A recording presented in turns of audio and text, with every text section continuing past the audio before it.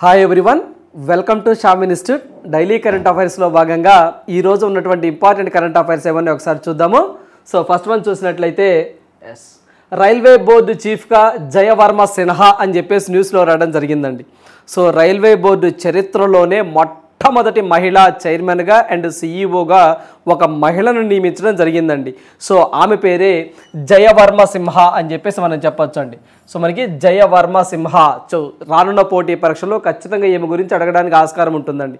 మొట్టమొదటి మహిళా చైర్మన్గా రావడం జరిగిందండి రైల్వే చరిత్రలోని. 1951లో రైల్వే బోర్డు ఎస్టాబ్లిష్ చేసిన తర్వాత మొత్తం 45 మంది పురుషులు చైర్మన్గా పనిచేశారు. సో ఇప్పుడు 46వ చైర్మన్గా మరియు మొట్టమొదటి మహిళా చైర్మన్గా మనకి జయవర్మ సిన్హా అనే ఒక ఆమె రావడం జరిగింది. సో ఈమె ఉత్తరప్రదేశ్ రాష్ట్రానికి సంబంధించినటువంటి ఆమె అండి. సో ఎగ్జామ్ పాయింట్ ఆఫ్ వ్యూలో ఈమె గురించి అడగడానికి ఆస్కారం ఎక్కువగా ఉంటుంది. సో ఇది మనం చూసినట్లయితే ఈమె సెప్టెంబర్ 1 లేదా ఆ తర్వాత బాధ్యతలు చేపడతారని, 2024 ఆగస్టు సో మనకి 31వ తేదీ వరకు ఈమె పదవిలో ఉంటారు అని చెప్పేసి కూడా మనకి కేంద్ర ప్రభుత్వం చెప్తా ఉందండి. సో ఏంటంటే ఆమె యొక్క పదవీ కాలం కూడా మనకి చాలా ఇంపార్టెంట్. 2024 ఆగస్టు 31. సో అప్పటి వరకు ఆమె పదవిలో కొనసాగుతూ ఉంటుంది. సో దీనికి సంబంధించి కొన్ని ఇంపార్టెంట్ ఫ్యాక్ట్స్ ఓరియంటెడ్గా కూడా మనం డిస్కస్ చేయాలండి ఇక్కడ.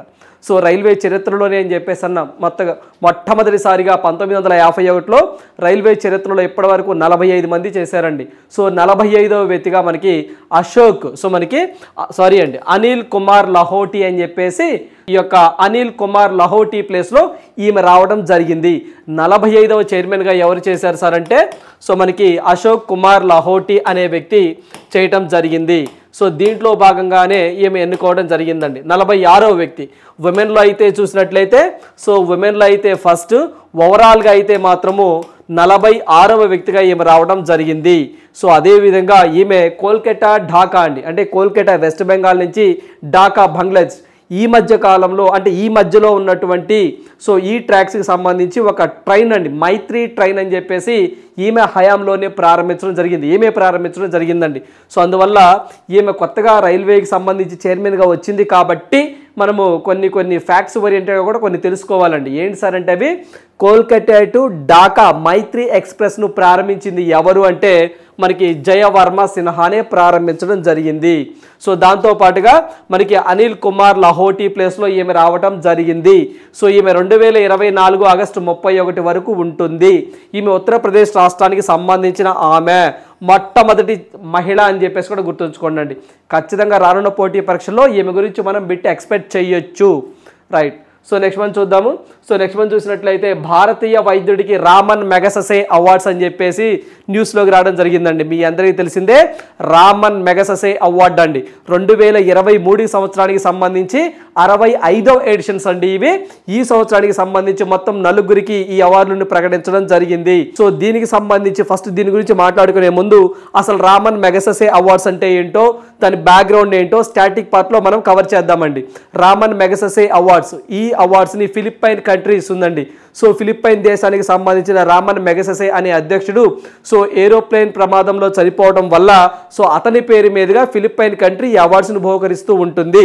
సో దీనిని ఏషియాస్ నోబెల్ ప్రైజ్ అని కూడా పిలుస్తారండి. అంటే ఆసియా దేశంలో సంబంధించిన నోబెల్ ప్రైజ్ అని కూడా కన్సిడర్ చేయవచ్చు. ఈ అవార్డు ఎవరికి ఇస్తారు సార్ అంటే ఆసియా ఖండంలోని ప్రజలకు ఎవరైతే సేవలు చేస్తారో అలాంటి వ్యక్తులకి ఈ అవార్డులు ప్రదానం చేస్తూ ఉంటారు. సో 1957లో మొట్టమొదటిసారిగా ఈ అవార్డుని ఏర్పాటు చేయడం జరిగిందండి. 1957లో అవార్డుని ఏర్పాటు చేయడం జరిగింది. బట్ అవార్డు ఇచ్చింది ఎప్పుడు సార్ అంటే 1958 ఆగస్ట్ అండి. సో ఆగస్టు 31న ఫస్ట్ అవార్డుని బహుకరించడం జరిగింది. మన భారతదేశం నుంచి ఈ అవార్డు తీసుకున్న మొట్టమొదటి వ్యక్తి వినోబా భావే గారండి. 1958లో తీసుకోవడం జరిగింది. సో ఇది బ్యాక్గ్రౌండ్ అండి దీనికి సంబంధించింది. సో ఇప్పుడు కరెంట్ అఫైర్స్లోకి ఎందుకు వచ్చింది సార్ అంటే 2023వ సంవత్సరానికి సంబంధించి 65వ ఎడిషన్లో భాగంగా మొత్తం 4 మెంబర్స్కి ఈ అవార్డు ఇవ్వడం జరిగింది. వాళ్ళల్లో మన భారతదేశం నుంచి ఒకే ఒక వ్యక్తి ఉన్నారండి. సో ఆయనే మనకి భారతీయ వైద్యుడు అండి. సో మనకి భారతీయ వైద్యుడు రవి కన్నన్ అనే వ్యక్తికి అవార్డు ఇవ్వడం జరిగింది. సో ఎవరండి రవి కన్నన్ అని చెప్పేసి ఇతను సో ఒరిజినల్ బర్త్ ప్లేస్ వచ్చేసరికి చెన్నై తమిళనాడు అండి. బట్ షిఫ్టెడ్ అంటే మనకి అస్సాం వెళ్ళి అక్కడ సెటిల్ అయ్యాడండి. సో అందువల్ల ఇతని యొక్క భారతదేశంలో ఇతని ఏ రాష్ట్రం అని అడిగితే ఫస్ట్ ప్రియారిటీ మనము తమిళ్ చెన్నై అని చెప్పేసి చెప్పాలండి. బట్ సెటిల్డ్ ఇన్ అస్సాం అండి. సో ఈయనకి ఇవ్వడం జరిగింది. సో ఇతనికి ఎందుకు ఇచ్చారు సార్ అంటే, ఎవరైతే అస్సాం రాష్ట్రంలో ఉన్నటువంటి గ్రామీణ ప్రాంతాలలో సో క్యాన్సర్ రోగులు ఉంటారో అలాంటి వారికి ఈయన ఉచితంగా సేవలు అందిస్తున్న గుర్తుగా ఈయన సేవలను గుర్తించి రామన్ మెగసెసే అవార్డు ఇవ్వడం జరిగింది. సో అందువల్ల రవి కన్నన్ అని చెప్పేసి గుర్తుంచుకోండి. వీటితో పాటుగా రవి కన్నన్తో పాటుగా మరొక ముగ్గురికి ఇవ్వడం జరిగిందండి. మొత్తం 4 మెంబర్స్కి ఇచ్చారు. ఆ 4 మెంబర్లో రవి కన్నన్ ఒక వ్యక్తి. సో మిగతా వ్యక్తులు చూసినట్లయితే మనకి మిరియం కొరోనెల్ ఫెర్రర్ అని చెప్పేసి ఇతను ఫిలిప్పైన్ కంట్రీకి సంబంధించినటువంటి వ్యక్తి. ఇతనికి కూడా ఇవ్వడం జరిగిందండి. సో మిరియం కొరోనెల్ ఫెర్రర్ అని చెప్పేసి ఫిలిప్పైన్ కంట్రీకి సంబంధించిన వ్యక్తి. సో ఇతను ఫిలిపియన్లో శాంతి మార్గంకి సంబంధించి సో ఈ చర్చల్లో అహింసకు తావు లేకుండా ఉండేటువంటి విధానాలను ఇతను రూపకల్పన చేయడంలో భాగంగా ఇతనికి ఇవ్వడం జరిగింది. అదేవిధంగా యూజే నియో లెమోస్ అని చెప్పేసి తూర్పు తైమూరు దేశానికి సంబంధించినటువంటి వ్యక్తి అండి. సో ఇతనికి ఇవ్వడం జరిగింది.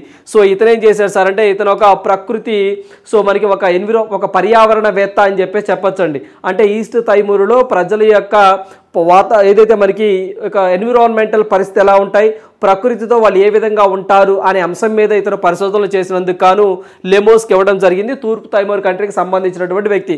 అదేవిధంగా కోర్వి రక్షందా అని చెప్పేసి బంగ్లాదేశ్కి సంబంధించినటువంటి వ్యక్తి అండి. సో ఇతనికి ఎందుకు ఇచ్చారు సార్ అంటే, బంగ్లాదేశ్లో ఎవరైతే అణగారిన వర్గాల వారు ఉంటారో, పేదలు ఉంటారో, సో వాళ్ళ యొక్క పిల్లలను సో చదివించడంలో ఈయన విశేష సేవలు చేస్తున్నారని చెప్పేసి అతనికి ఇవ్వడం జరిగింది. సో అందువల్ల అంటే సెలెక్ట్ చేయడం జరిగిందండి. సో ఈ అవార్డ్స్ని ఇంకా ఇవ్వలేదండి. నవంబర్ 11వ తారీఖున ఫిలిప్పీన్లోని మనీలాలో జరిగే ఒక కార్యక్రమంలో ఇవి ప్రదానం చేయబోతున్నారు. అనౌన్స్మెంట్ జరిగింది.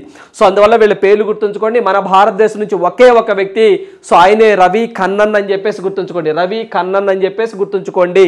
రవి కన్నన్, అదేవిధంగా మిరియా ఫెర్రర్, లెమోస్ అండ్ రక్షందా అని చెప్పేసి గుర్తుంచుకోండి. వాళ్ళ కంట్రీస్ గుర్తుంచుకోండి. వాళ్ళకి ఎందుకు ఇచ్చారో కూడా గుర్తుంచుకోవాలండి.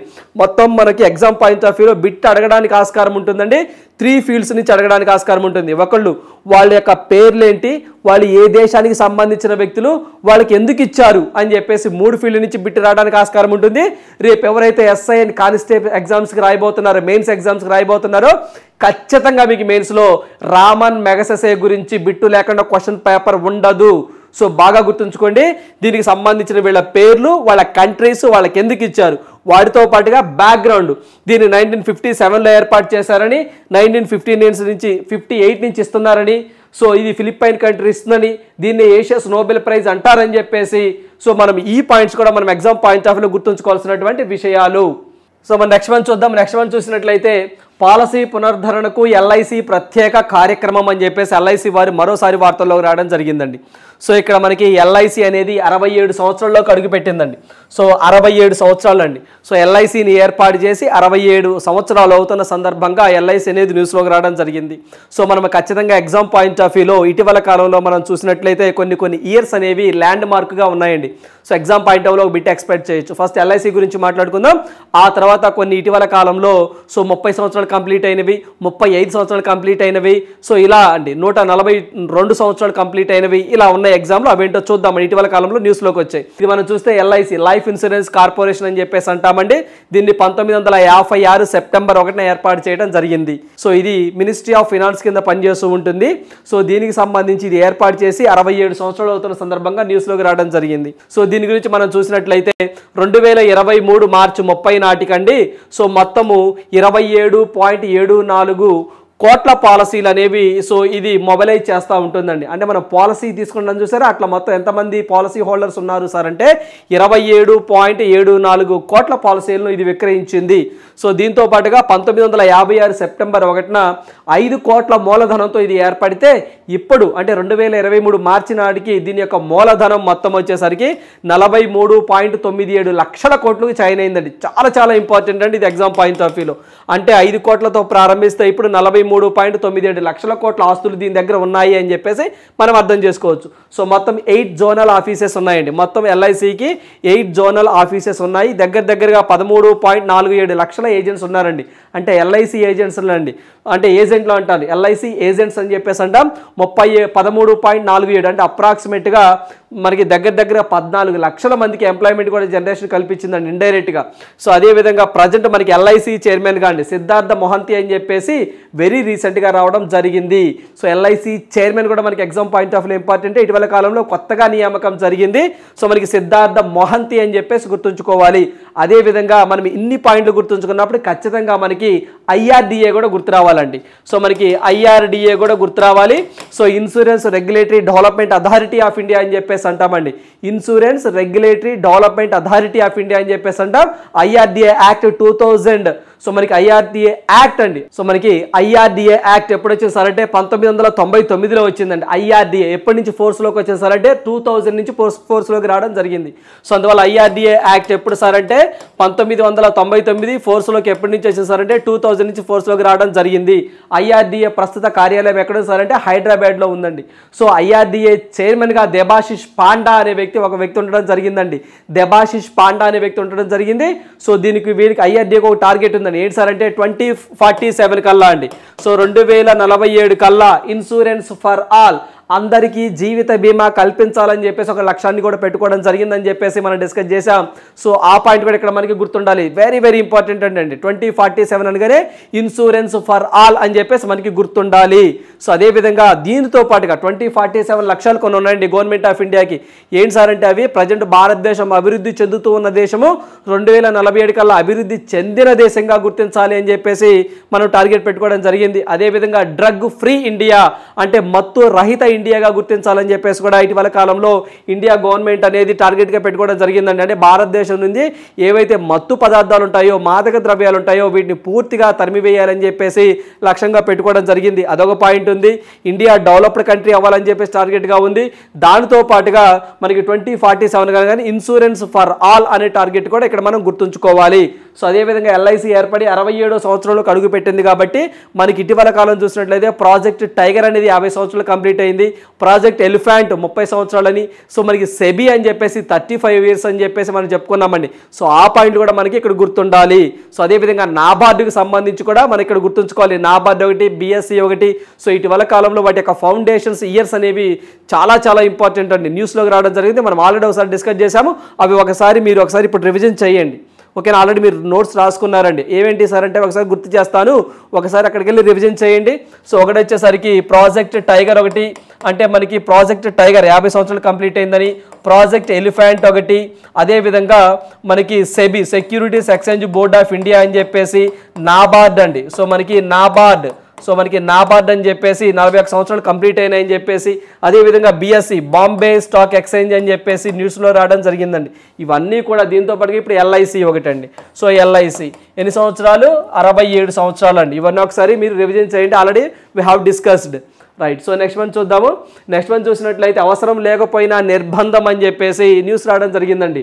సో ఏదైతే దర్యాప్తు విచారణలో జాప్యము, కారాగారాలు కిటకిటకు ఇదే కారణాలు, సుప్రీంకోర్టు జైలు సంస్కరణల కమిటీ నివేదిక 2018. దీన్ని మనకి 2018వ సంవత్సరంలో సుప్రీంకోర్టు మాజీ న్యాయమూర్తి అండి అమితావ్ రాయ్ ఆ నేతృత్వంలో ఒక కమిటీని వేయడం జరిగిందండి. సో ఇది 3 సభ్య కమిటీ అండి. ఈ కమిటీకి హెడ్గా ఎవరున్నారు సార్ అంటే మనకి అమితావ్ రాయ్ అనే వ్యక్తి ఉండడం జరిగింది. సో ఈ కమిటీ ప్రకారం మన భారతదేశంలో జైలుల పరిస్థితి ఎలా ఉంది, సో జైలుల్లో ఒక్కొక్క గదుల్లో ఎంతమంది ఉన్నారు, సో దాని యొక్క పరిస్థితి ఏంటి, అక్కడ హైజీనిక్ వాతావరణ పరిస్థితులు ఏంటి, సో కేసెస్లోకి వస్తున్నటువంటి ముద్దాయిల పరిస్థితులు ఏంటి, సో ఏమైనా లాకప్ డెత్తులు కానివ్వండి లేదా జైలుల్లో ఎవరైనా చనిపోతున్నారా ఏంటి అని చెప్పేసి ఒక దీనికి సంబంధించినటువంటి ఏదైతే ఒక బ్లూ ప్రింట్ని సుప్రీంకోర్టు ఆఫ్ ఇండియాకి ఏర్పాటు చేసినటువంటి ఒక కమిటీ నేతృత్వంలో అండి ఆ కమిటీ అనేది సుప్రీంకోర్టుకి సమర్పించడం జరిగిందండి. సో దీనికి సంబంధించి మనం చూసినట్లయితే సో మనకి ఎగ్జామ్ పాయింట్ ఆఫ్ వ్యూలో సుప్రీంకోర్టు జైలు సంస్కరణల కమిటీకి ఒక కమిటీని ఏర్పాటు చేశారు కదా,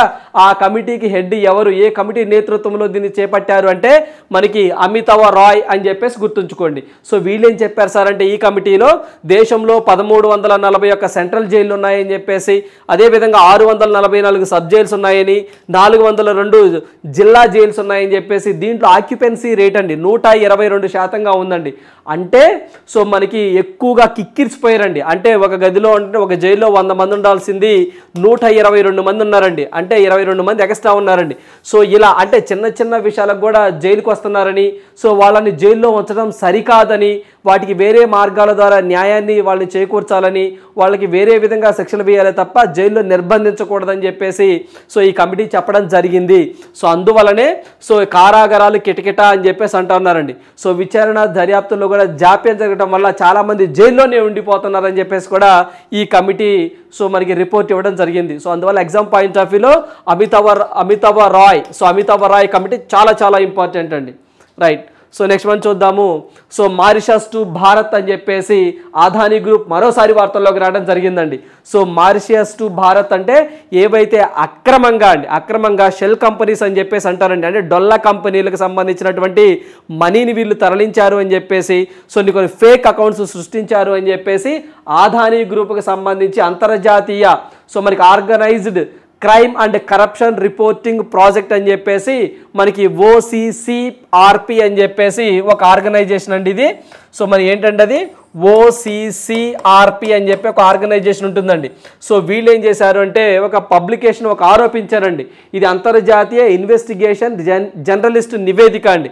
సో ఇది వచ్చేసరికి OCCRP అనేది అంతర్జాతీయంగా ఏమైనా క్రైమ్స్ జరుగుతున్నాయా, ఏమైనా ఇల్లీగల్ యాక్టివిటీస్ జరుగుతుందా, సో హవాలా ట్రాన్సాక్షన్ ఏమైనా జరుగుతున్నాయా అని చెప్పేసి వాచ్ డాగ్ లాగా పనిచేస్తూ ఉంటుంది. వీళ్ళు ఏం చెప్పారు అంటే అదానీ కంపెనీల్లో సో కొన్ని ఫేక్ అకౌంట్స్ ఉన్నాయని, షెల్ కంపెనీస్ను సృష్టించి అంటే బోగస్ కంపెనీలను సృష్టించి దాంట్లోకి కొన్ని లక్షల కోట్లనే హవాలా ట్రాన్సాక్షన్ జరిగిందని చెప్పేసి సో గౌతమ్ అదానీ గారి మీద వీళ్ళు రిపోర్ట్ చేయడం జరిగిందండి. సో అందువల్ల ఇది న్యూస్లోకి రావడం జరిగింది. మీ అందరికీ తెలిసిందేనండి. సో మనము లాస్ట్ టైం కూడా మనము హిండెన్బర్గ్ రిపోర్ట్ అని చెప్పేసి కూడా అమెరికాకి సంబంధించిందండి. Hindenburg report as well as ఏదైతే మనకి OCCRP కూడా అమెరికాకి సంబంధించింది.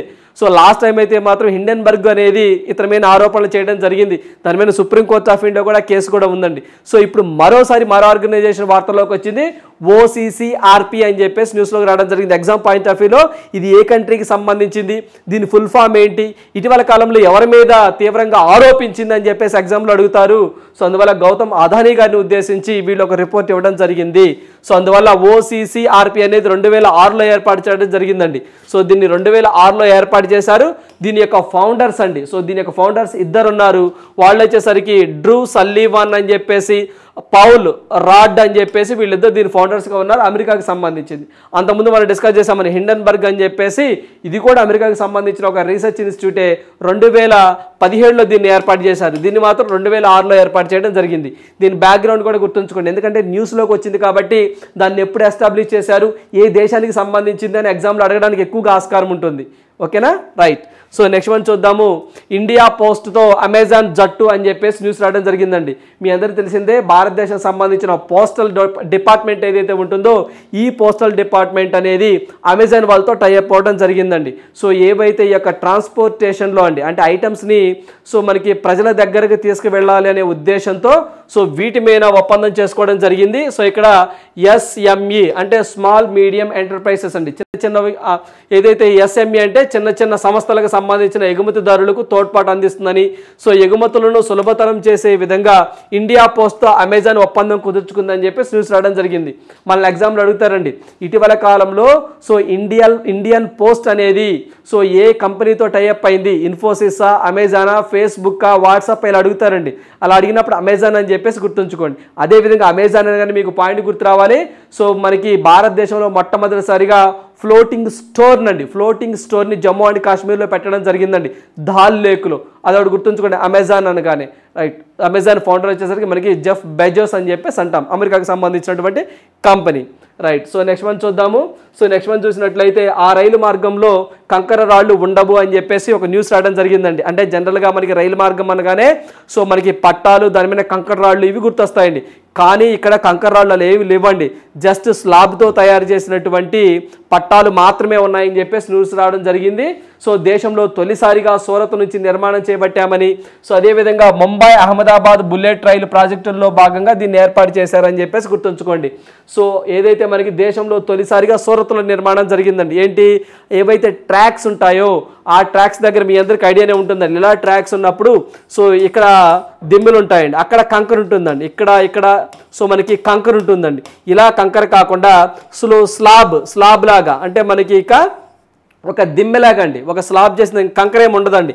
అలా ఒక రైల్వే పట్టణాలు ఎక్కడ సార్ అంటే సూరత్ అండి. దేంట్లో భాగంగా ముంబై అహ్మదాబాద్ బుల్లెట్ ట్రైన్లో భాగంగా సో కొంత పార్ట్ వరకు వీటితో తయారు చేశారని చెప్పేసి న్యూస్ రావడం జరిగింది. సో దీనికండి ఆ ముంబై టు అహ్మదాబాద్ బుల్లెట్ ట్రైన్కి సాంకేతికంగా టెక్నాలజీ అండ్ ఫైనాన్షియల్ సపోర్ట్ ఏ దేశం ఇస్తుంది మనకి అంటే జపాన్ కంట్రీ ఇస్తుందండి. అందువల్ల జపాన్లోని షంకన్ సేన్ హై స్పీడ్ రైలు వ్యవస్థలో వాడే జైస్లాబ్ జెల్లాస్ట్ లెస్ ట్రాకింగ్ సిస్టమ్ అండి. సో ఇది ఒక టెక్నాలజీ అండి. సో మనకి ఇది ఒక టెక్నాలజీ అండి, జే స్లాబ్ బల్లాస్ట్ లెస్ ట్రాక్ సిస్టమ్ అని చెప్పేసి అంటామండి. సో ఇదొక టెక్నాలజీ దేశంలో తొలిసారిగా మనకి సో ఈ రైల్వే మార్గంలో సూరత్లో ఉపయోగిస్తున్నారని చెప్పేసి న్యూస్లో రావడం జరిగింది. అదేవిధంగా ముంబై టు అహ్మదాబాద్ సో మనకి బుల్లెట్ ట్రైన్ అనేది 1.08 లక్షల కోట్లతో దీన్ని దీనికి నిర్మాణానికి చేపడుతున్నారు, ఖర్చు చేస్తున్నారని చెప్పేసి కూడా మనం ఇక్కడ గుర్తుంచుకోవాలి. సో అందువల్ల మనకి ఖచ్చితంగా సూరత్ అని చెప్పేసి గుర్తుంచుకోండి. అదేవిధంగా భారతదేశంలో మొట్టమొదటిసారిగా అండర్ మెట్రో ట్రైన్ ఎక్కడ అని చెప్పేసి so Kolkata and Hooghly river పక్కన అని చెప్పేసి మీరు కరెంట్ అఫైర్లో చదువుకున్నారు. సో ఆ పాయింట్ ఒకటి గుర్తుంచుకోండి. ఇక్కడ మెట్రో వచ్చింది కాబట్టి మెట్రో మ్యాన్ ఆఫ్ ఇండియా అని ఎవరికి పేరు సార్ అంటే ఈ శ్రీధరన్ అని చెప్పేసి అంటామండి. ఇతను కేరళ రాష్ట్రానికి సంబంధించినటువంటి వ్యక్తి. రైట్. సో నెక్స్ట్ వన్ చూద్దాము. సో నెక్స్ట్ వన్ చూసినట్లయితే సునాక్ క్యాబినెట్లోని భారత సంతతి మహిళ అని చెప్పేసి న్యూస్ రావడం జరిగిందండి. సో ఇక్కడ మనకి సునాక్ ఏదైతే మనకి బ్రిటన్ పిఎం ఉన్నారో సో ఇతను మనకి సునక్ అండి, రిషి సునక్ మన భారతీయ మూలాలు ఉన్నటువంటి వ్యక్తి. సో ఇతను ఒక మహిళను సో అతని క్యాబినెట్లోకి తీసుకోవడం జరిగిందండి. ఈమె మన భారతదేశంలోని గోవా రాష్ట్రంలోకి సంబంధించి మూలాలు ఉన్నటువంటి ఒక లేడీ అండి. ఆమె పేరు గుర్తుంచుకోండి సరిపోతుంది. ఆమె పేరు వచ్చేసరికి క్లెయిర్. సో మనకి క్లెయిర్ కౌంటీ నోను అని చెప్పేసి సో మనకి క్లెయిర్ కౌంటినో సో ఈమెను ఇంధన శాఖ మంత్రిగా తీసుకోవడం జరిగిందండి. సో ఇంధన శాఖ మంత్రిగా తీసుకోవడం జరిగింది. సో మనకి గుర్తుంది అంటే ఇప్పుడు మనకి ఇంధన శాఖ మంత్రిగా ప్రజెంట్ ఎవరు పనిచేస్తున్నారంటే యూకే కంట్రీకి సంబంధించి గ్రాంట్ షాప్స్ అనే వ్యక్తి పనిచేస్తున్నారు. సో ఇతరుని రక్షణ శాఖ మంత్రికి బదిలీ చేసి ఆ ఇంధన శాఖను మనకి క్లెయిర్ కౌంటినోను ఇవ్వడం జరిగిందండి. అంటే ఈ పదవిని ఆమెకి ఇవ్వడం జరిగింది. సో ఎందుకంటే మన భారతదేశ మూలాల్లో ఉన్న వ్యక్తి కాబట్టి మనం ఖచ్చితంగా ఎగ్జామ్ పాయింట్ ఆఫ్ వ్యూలో గుర్తుంచుకోవాలండి. సో నెక్స్ట్ వన్ చూద్దాము. సో నెక్స్ట్ వన్ చూసినట్లయితే అణువ్యర్థ జలాలపై ఆందోళన వేళ సముద్రపు చేపను తిన్న జపాన్ ప్రధాని. సో అంటే కొన్ని ఉంటాయండి సిల్లీగా ఉంటాయి ఎగ్జామ్ పాయింట్ ఆఫ్ వ్యూలో, అంటే ఇది వస్తుందా ఎగ్జామ్లో అని చెప్పేసి. ఖచ్చితంగా ఇలాంటివి కూడా సిల్లీగా ఉండేవి మనం సీరియస్గా తీసుకోవాలండి. కాంపిటేటివ్ ఎగ్జామ్లో ఒక బిట్ కూడా మనకి చాలా ఇంపార్టెంటే. సో అతను అలా చేప తినడానికి చాలా కారణాలు ఉన్నాయండి. సో మనం తినే చేపల్లో మామూలు కారణాలే ఉండవండి. సండే అయితే చాలు, అయితే ఏ టైం అయినా పర్లేదండి. కానీ అప్పుడు ఆయన చేప తిన్నాడు అంటే విశేషమే ఏముందో అనుకుంటారేమండి, అంటే యూనిక్గా ఏముందో అనుకుంటారు, విశేషం ఏముందో అనుకుంటారండి. చాలా విశేషం ఉందండి. ఎగ్జామ్ పాయింట్ ఆఫ్ వ్యూలో ఖచ్చితంగా దీని గురించి మనం ఒక బిట్ ఎక్స్పెక్ట్ చేయొచ్చండి. అదేంటో చూద్దాము. మీ అందరికీ తెలిసిందే ఫుమియో కిషిదా గారండి జపాన్ ప్రధాని. సో జపాన్ అనగానే మీకు G7 సమావేశాలు అక్కడే జరిగినాయండి. సో G7 2023 సమావేశాలు జపాన్ సంబంధించి హిరోషిమా అనే పట్టణంలో జరిగాయి. నరేంద్ర మోదీ గారు కూడా అక్కడికి వెళ్ళారని చెప్పేసి, అక్కడ మహాత్మా గాంధీ గారి యొక్క విగ్రహాన్ని ఆవిష్కరించారని చెప్పేసి, G7 సమావేశంలో ఏవైతే ఈ యొక్క మిల్లెట్స్ వాడకాన్ని ప్రోత్సహించాలని చెప్పేసి, కెమికల్ వాడకాన్ని తగ్గించాలని చెప్పేసి కూడా నరేంద్ర మోదీ గారి యొక్క సమావేశాన్ని ఉద్దేశించి మాట్లాడారని చెప్పేసి మనం డిస్కస్ చేసుకోవడం జరిగిందండి. సో అక్కడి నుంచి హిరోషిమాలోనే మనకి అక్కడ ఏదైతే మనకి ఆస్ట్రేలియాకి సంబంధించండి మనకి యాక్చువల్గా అయితే మాత్రం ఇక్కడ అంటే యాక్చువల్గా ఈ సంవత్సరం అండి మనకి క్వాడ్ సమావేశం జరగాలండి ఆస్ట్రేలియాలో. కానీ క్వాడ్ సమావేశం కూడా జపాన్లోనే జరిగిందని డిస్కస్ చేశాం. జపాన్ పర్యటన అయిపోయిన తర్వాత నరేంద్ర మోదీ గారు పపువా న్యూగినియా ఫిజీ కంట్రీలకు వెళ్ళారని చెప్పేసి కూడా మనం డిస్కస్ చేశాం. సో అవన్నీ ఒకసారి గుర్తు చేసుకోండి. అవన్నీ కూడా ఇక్కడ జపాన్ అనగానే ఆ పాయింట్ కూడా గుర్తు రావాలండి. G7 సో అభివృద్ధి చెందిన దేశాల కూటమినే G7 అంటామని చెప్పేసి డిస్కస్ చేశాం. సో ఇప్పుడు వచ్చేసరికి ఏంటి సార్ అంటే సో ఏదైతే మీ అందరికీ తెలిసిందే 2011వ సంవత్సరంలో ఫుకుషిమా అణు విద్యుత్ కేంద్రం అనేది సో కొంత నష్టం ఏర్పరిచిందని, కొంచెం నష్టపోయిందండి. సో దాంట్లో భాగంగా ఉన్నటువంటి వ్యర్థాలు ఏవైతే ఉన్నాయో ఆ వ్యర్థాలను శుభ్రం చేసి ఆ వ్యర్థాలను శుభ్రం చేసి పసిఫిక్ ఓషన్లోకి మేము విడుదల చేస్తాము అని చెప్పేసి జపాన్ వాళ్ళు చెప్పగానే చైనా వాళ్ళు దానికి సో మనకి విరుద్ధంగా ఉన్నారండి. చైనా వాళ్ళు దానికి ఒప్పుకోలేదండి. కానీ యునైటెడ్ నేషన్ ఆర్గనైజేషన్కి సంబంధించి IAEA అండి, అంటే ఇంటర్నేషనల్ అటామిక్ ఎనర్జీ ఏజెన్సీ వాళ్ళైతే మాత్రం సో జలాలను మీరు విడుదల చేయొచ్చు అని చెప్పారు. అలా విడుదల చేసి దాన్ని మేము క్లోజ్ చేస్తామని జపాన్ వాళ్ళు చెప్పారు. సో దాంట్లో భాగంగానే అంటే ఆ యొక్క ఫుకుషిమా అణు విద్యుత్ కేంద్రంలో ఉన్నటువంటి ఏవైతే ఆ యొక్క వ్యర్థాల్లో ఉన్నటువంటి వ్యర్థాలు సో మనకి అవి సముద్ర జలాల్లో కలిస్తే సో అక్కడ ఏవైతే జంతువులు కానివి, చేపలు కానివ్వండి, సముద్ర జాలం కానీ దెబ్బతింటుందని, సో అది ఇబ్బందికర వాతావరణం అని చెప్పేసి చైనా అడ్డంకి తగులుతుందండి. సో దాంట్లో భాగంగానే ఆ సముద్రంలో ఉన్నటువంటి చేప ఏదైతే ఉంటుందో ఆ చేపను తిని ఆయన ఎటువంటి ఇబ్బంది ఉండదు అని చెప్పేసి సింబాలిక్గా ప్రపంచ దేశాలకి చెప్పడానికి, పర్టికులర్గా చైనాకి చెప్పడానికి సో ఆయన తినటం జరిగిందండి. అందువల్ల న్యూస్లో రావడం జరిగింది. ఆ చేప పేరేంటి అని చెప్పేసి ఎగ్జామ్లో అడిగారండి. ఆ చేప పేరేంటని ఉండదు. కాకపోతే ఇక్కడ మనం గుర్తుంచుకోవాల్సింది ఏంటి సార్ అంటే ఏ ఓషన్లో కలుపుతున్నారు, పసిఫిక్ ఓషన్లో కలుపుతున్నారు, ఏ దేశం అభ్యంతరం చెప్తుంది, చైనా చెప్తుంది. సో ఇటీవల కాలంలో జపాన్కి సంబంధించిన మెరైన్ ప్రొడక్ట్స్ ఏవైతే ఉన్నాయో, సో సముద్రానికి సంబంధించిన ఉత్పత్తులు ఏవైతే ఉన్నాయో ఇవన్నీ కూడా చైనా బ్యాన్ చేసింది. గుర్తుంచుకోండి. ఎగ్జామ్ పాయింట్ ఆఫ్ వ్యూలో అడగాలనుకుంటే ఇటీవల కాలంలో చైనా దేశము ఏ దేశానికి సంబంధించిన సముద్ర ఉత్పత్తులను ఇటీవల కాలంలో నిషేధించింది అంటే దట్ ఈజ్ జపాన్. సో ఏంటి సార్ అంటే ఇదండి బ్యాక్గ్రౌండ్, అందువల్ల నిషేధించడం జరిగింది. సో దాంతోపాటుగా మీకు ఫుకుషిమా అణు విద్యుత్ కేంద్రం ఎక్కడా అని చెప్పేసి అడగచ్చు, దట్ ఈజ్ జపానేనండి. సో ఇది కేంద్రం 2011 నుంచి సో మనకి దగ్గర 1.34 లక్షల టన్నుల అండి, 1.34 సో మనకి మిలియన్ టన్స్ సో మిలియన్ టన్సుల ట్యాంకుల్లో వ్యర్థాలను నింపించిందండి. వాటిని దశల వారీగా శుభ్రం చేసి ఆ వ్యర్థాలు సముద్రంలో కలుపుతామని రాబోయే 30 సంవత్సరాల్లో అని చెప్పారండి. ఒకేసారి కాదండి, 30 సంవత్సరాలు అంటే కొంత శుద్ధి చేసి ఆ వాటర్ని మళ్ళీ వాటిలో సెగ్రిగేట్ చేసి ఆ వ్యర్థాలని అంటే ఆ వాటర్ని సముద్రంలోకి వదులుతారండి. అది కాన్సెప్ట్. ఇక్కడ 30 సంవత్సరాలు పట్టిద్దంటండి. సో ఆ యొక్క వ్యర్థాలు ఏవైతే అణుజలాలు ఉంటాయో వాటిల్లో మనకి కార్బన్ కానివ్వండి, సో ట్రిటియా కానివ్వండి, ఇలాంటివండి దగ్గరగా 11 మూలకాలు ఉన్నాయని, సో ఈ మూలకాలు సముద్ర జంతువులకి హాని కలిగిస్తాయని చెప్పేసి కొన్ని ప్రపంచ దేశాలు కూడా భయపడుతున్న సందర్భాలు ఉన్నాయి. సో అందువల్ల కొంచెం వివాదాస్పదంగా ఉంది కాబట్టి ఖచ్చితంగా గుర్తుంచుకోండి. ఫుకుషిమా అణు విద్యుత్ కేంద్రం మొత్తం 1.34 మిలియన్ టన్సుల వ్యర్థాలు, సో అదేవిధంగా 37లో చేస్తామని చెప్పేసి అన్నారు. మొత్తం 14 మూలకాలు. వాటితో పాటుగా ఫిమియో కిషిదా గారు పిఎంగా ఉన్నారు. మీ అందరికీ తెలిసిందే. జపాన్ అనగానే సో ఇటీవల కాలంలో జపాన్ ఉత్పత్తులను ఎవరు బ్యాన్ చేశారంటే దట్ ఈజ్ చైనా. సో సముద్ర ఉత్పత్తులు అండి, మెరైన్ ప్రొడక్ట్స్ అని చెప్పేసి అంట చైనా, గుర్తుంచుకోండి. రైట్. సో నెక్స్ట్ వన్ చూద్దాము.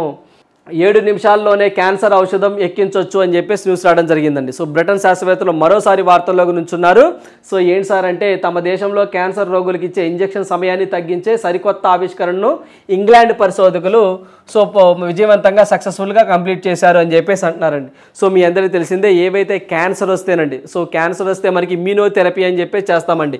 ఇమ్యూనోథెరపీ అని చెప్పేసి చేస్తాం. ఈ థెరపీలో భాగంగా చర్మం క్రింద నుంచి డైరెక్ట్గా సెరలకు సో పంపిస్తారండి ఆ ఇంజెక్షన్ చేయడానికి అయితే 30 నిమిషాలు పడుతుందండి. సో అలా కాకుండా ఇప్పుడు కొత్తగా వీళ్ళు ఒక ఇంజెక్షన్ తీసుకొచ్చారండి. సో ఆ ఇంజెక్షన్ ఏంటి సార్ అంటే మనకి ఏదైతే మనకి అటేజోలి జుమాంబ్ అనే ఇంజెక్షన్ను చర్మం కింద నుంచి సెరల్లోకి సో ఇస్తారండి. అలా 30 నిమిషాలు పడుతుందండి. కానీ వీళ్ళు ఏం చేస్తారంటే 7 నిమిషాల్లోనే సో ఇప్పుడు ఒక క్యాన్సర్ ఔషధాన్ని ఎక్కించవచ్చు అని చెప్పేసి న్యూస్లోకి రావడం జరిగింది. సో అందువల్ల ఎగ్జామ్లో గుర్తుంచుకోండి, ఏ దేశానికి సంబంధించిన వ్యక్తులని అడుగుతారు. సో మనకి ఇంగ్లాండ్ పరిశోధకులు అని చెప్పేసి గుర్తుంచుకోండి. సో ఇటీవల కాలంలో మనం చూసినట్లయితే అమెరికాకు సంబంధించి ఒక పంది యొక్క మూత్రపిండాలని ఒక వ్యక్తికి అమర్చడం జరిగిందని చెప్పేసి వీళ్ళు న్యూస్ రావడం జరిగింది.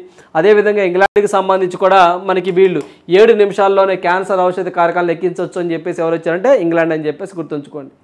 అదేవిధంగా ఇటీవల కాలంలో ఏదైతే ఒక డ్రోన్ ఉంటుందో అది అగ్నిలోకి కూడా వెళ్ళి వస్తుందని చెప్పేసి ఇంగ్లాండ్ పరిశోధకులే చేపట్టడం జరిగిందండి. కరెంట్ అఫైర్స్లో మనం డిస్కస్ చేసాం. సో అవన్నీ ఏమన్నా శాస్త్రవేత్తలు ఏమైనా కనిపెట్టినా మనం ఖచ్చితంగా సైన్స్ అండ్ టెక్నాలజీ పార్ట్ ఆఫ్లో లింక్ చేసుకొని చదువుకోవాలి. రైట్. సో నెక్స్ట్ వన్ చూద్దాము. సో కొత్త రకం ఆక్సిజన్ను గుర్తించిన శాస్త్రవేత్తలు.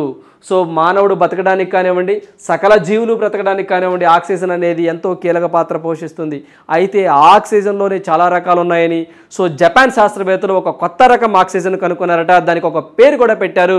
సో ఆ పేరేంటని ఎగ్జామ్లో అడగడానికి ఎక్కువగా ఆస్కారం ఉంటుంది. My dear aspirants, exam warriors గుర్తుంచుకోండి. సో ఏంటి సార్ అంటే దానికి ఆక్సిజన్ 28 అని చెప్పేసి పేరు పెట్టారు జపాన్ శాస్త్రవేత్తలు. సో ఏంటి సార్ అంటే అది ఆక్సిజన్ 28 అండి. చాలా చాలా ఇంపార్టెంట్ ఎగ్జామ్ పాయింట్ ఆఫ్ వ్యూలో. అంతర్జాతీయ భౌతిక శాస్త్రవేత్తల బృందం ప్రకృతిలో కొత్త తరం ఆక్సిజన్ గుర్తించింది. సో జపాన్లోని టోక్యో ఇన్స్టిట్యూట్ ఆఫ్ టెక్నాలజీస్కి చెందిన యషుకే కోండో అనే అణు భౌతిక శాస్త్రవేత్త ఆధ్వర్యంలో, సో ఇతని పేరు కూడా మనం గుర్తుంచుకోవాలండి.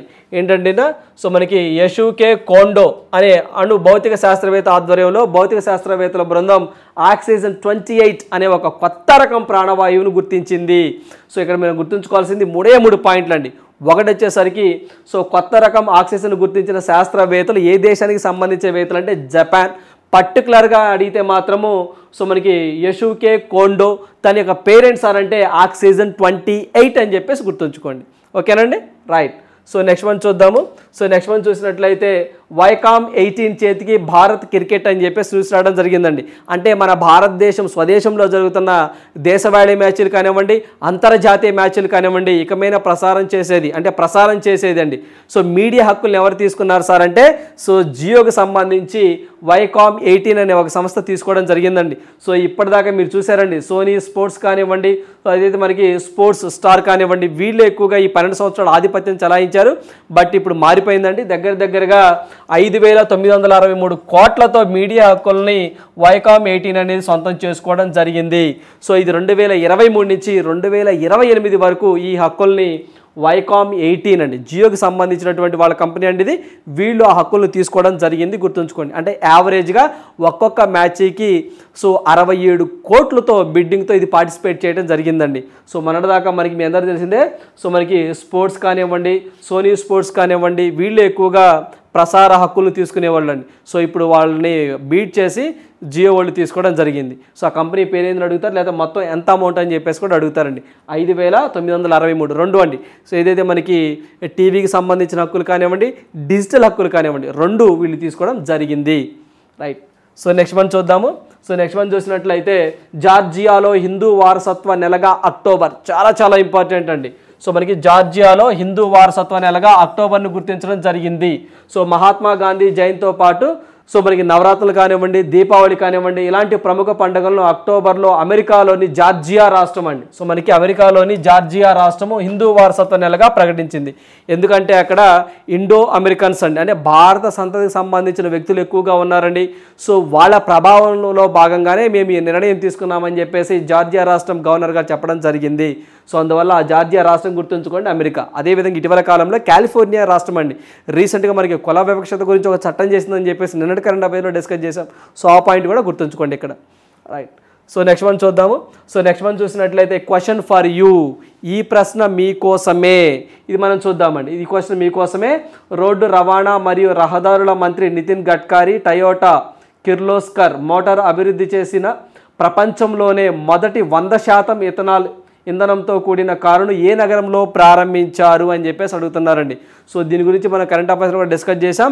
ఏ నగరంలో ప్రారంభించారు సార్ అంటే 100% ఇథనాల్తో నడిచేదండి. సో ఏంటంటే అది టయోటా వాళ్ళ కిర్లోస్కర్ అని చెప్పేసి ఉందండి. ఈ యొక్క కార్ని ఎక్కడ ప్రారంభించారంటే దట్ ఈజ్ ఢిల్లీలో ప్రారంభించారండి. సో మనకి ఢిల్లీలో నితిన్ గడ్కరీ గారు ప్రారంభించడం జరిగింది, రైట్. సో ఎస్, ఇవ్వండి ఈరోజు ఉన్నటువంటి ఇంపార్టెంట్ కరెంట్ అఫైర్స్. సో ప్రతి ఒక్క అభ్యర్థి కూడా అండి, సో మెయిన్స్ అండి మీకు అంత 40 days ఉందండి కరెక్ట్గా. సో ఏవైతే ఇప్పుడు దాకా మీరు చదివిని ఉన్నాయో ఇవే చదవండి తప్ప కొత్త అవసరం లేదండి. సో ఖచ్చితంగా మన ఇన్స్టిట్యూట్ తరపు నుంచి ఒక బుక్ కూడా మీకు ఏప్రిల్, మే, జూన్, జూలై, సో అదేవిధంగా ఆగస్ట్ అండి. సో ఈ 5 months కరెంట్ అఫైర్స్ సో మనకి రౌండప్లో భాగంగా మీకు కరెంట్ అఫైర్స్ కూడా ప్రొవైడ్ చేయడం జరుగుతుంది ఒక బుక్ రూపంలో. సో ఏవైతే ఇప్పుడు దాకా మీరు చదివారో ఇవే చదవండి తప్ప కొత్తగా చదవాల్సిన అవసరం లేదండి. సో ఇప్పటి నుంచే చదవండి అండి కరెంట్ అఫైర్స్. డైలీ 2-3 hours కేటాయించండి. ఎందుకంటే ఎస్ఐలో మనకి 53-54 క్వశ్చన్స్ అడుగుతూ ఉంటారండి జీకే అండ్ కరెంట్ అఫైర్స్ నుంచి. సో ఖచ్చితంగా ఎవరైతే 43, 45 తెచ్చుకుంటారో వాళ్ళు ఖచ్చితంగా ఎక్కువగా అంటే ఎక్కువ మార్కులు రావడానికి ఎక్కువగా ఆస్కారం ఉంటుందండి. సో ఖచ్చితంగా ఇలాంటి అవకాశాలను ఉపయోగించుకోండి. మనం ఏవైతే పీడిఎఫ్లు పెట్టామో ఆ అవకాశాన్ని ఉపయోగించుకోండి. సండే ఇప్పటివరకు మీరు దగ్గరగా 180 టెస్టులు రాశారండి, 180 టెస్టులు రాశారు. సో ఆ టెస్టులు మీ దగ్గర బుక్లెట్ ఉంటుంది కాబట్టి ఆ booklet GK and current affairs questions ఏమున్నాయో సో ఒక్కసారి రివిజన్ చేయండి. మీరు ఎక్కడైతే తప్పు పెట్టారో ఎగ్జామ్ రాసేటప్పుడు ఆ క్వశ్చన్స్ ఒకసారి రివిజన్ చేస్తూ ఉండండి. సో ఇలా రివిజన్ చేస్తూ ఈ 40 డేస్ అనేవి సో ఖచ్చితంగా వీటికే కేటాయించండి. ఇదే మా లైఫ్ అన్నట్టు ప్రిపేర్ అవ్వండి. ఖచ్చితంగా మీకు విజయం అనేది సక్సెస్ అవుతుంది. So thank you, all the best.